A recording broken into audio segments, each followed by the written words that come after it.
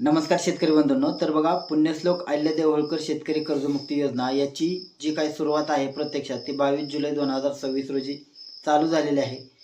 ज्या सुरुवातीला याद्या अपलोड करणं देखील आता चालू झालेलं आहे, परंतु आपण पोर्टलला ज्यावेळेस शेतकरी ई-केवायसी करण्यासाठी जात असतो, गावामध्ये बऱ्याच शेतकऱ्यांच्या याद्या देखील लावलेल्या आहेत, परंतु त्याच यादीमधील काही शेतकऱ्यांचे केवायसी अत्यंत चांगल्या पद्धतीने देखील होत आहेत, परंतु बऱ्याच शेतकऱ्यांना या संदर्भात अडचणी देखील येत आहे। आता याच्यामध्ये बऱ्याच शेतकऱ्यांचं असं झालेलं आहे की केवायसीला यादीमध्ये नाव आहे, परंतु त्या ठिकाणी ज्या वेळेस प्रत्यक्षात आपले सरकार सेवा सुविधा केंद्रावरती संबंधित शेतकरी केवायसी करण्यासाठी जात असतो, त्यावेळेस त्यांची सुरुवातीला तर कोणतीही माहिती उपलब्ध होत नव्हती, म्हणजे नो रेकॉर्ड फाउंड अशा पद्धतीचं त्या ठिकाणी सांगत होतं। त्यानंतर 2 दिवसांनी परत चेक केलं तर त्यांचं त्या ठिकाणी माहिती ओपन होत आहे, परंतु त्या ठिकाणी त्यांचं असं सांगते की farmer I D is not present in system, kindly register for agritech and proceed. म्हणजे त्या ठिकाणी त्या शेतकऱ्याला असं सांगण्यात येत आहे की तुमचा जो काय फार्मर आय डी आहे तो आमच्या सिस्टीमला नाही। जर तुमचा फार्मर आय डी नसेल तर तुम्ही फार्मर आय डी तुमचा काढा आणि पुढील प्रोसेसला द्या। तर या ठिकाणी त्या शेतकऱ्यांचं देखील असं म्हणणं आहे आणि आहे देखील, त्या शेतकऱ्यांकडे फार्मर आय डी देखील उपलब्ध आहे, परंतु तरी देखील अशा पद्धतीचं त्यांना अडचण येत आहे।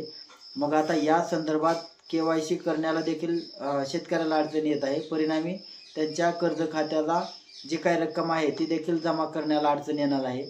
पात्र असून देखील अशा चुकीच्या थोड्या टेक्निकल बाबींमुळे शेतकरी वंचित राहू नये एवढीच शेतकऱ्यांची माफक अपेक्षा आहे।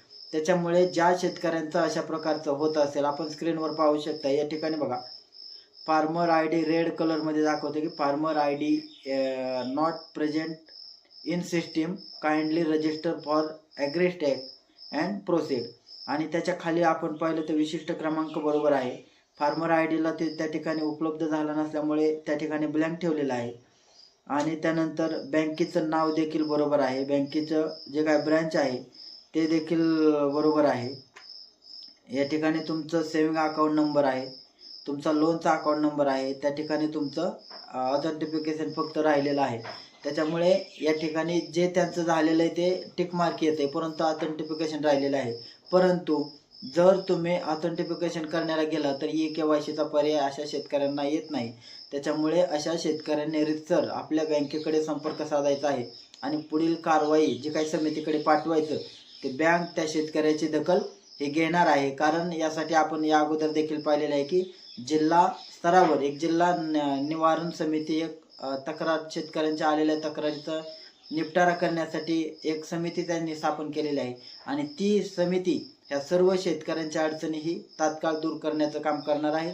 त्याच्यामुळे ज्या शेतकऱ्यांना ई-केवायसी करताना जर काय अडचण आली तर तात्काळ त्यांना आपल्या बँकेच्या मार्फत जिल्हा निवारण जे काय समिती आहे त्यांच्याकडे आपली तक्रार दाखल करायची आहे की जेणेकरून आपल्याला कोणतीही अडचण येणार नाही। धन्यवाद।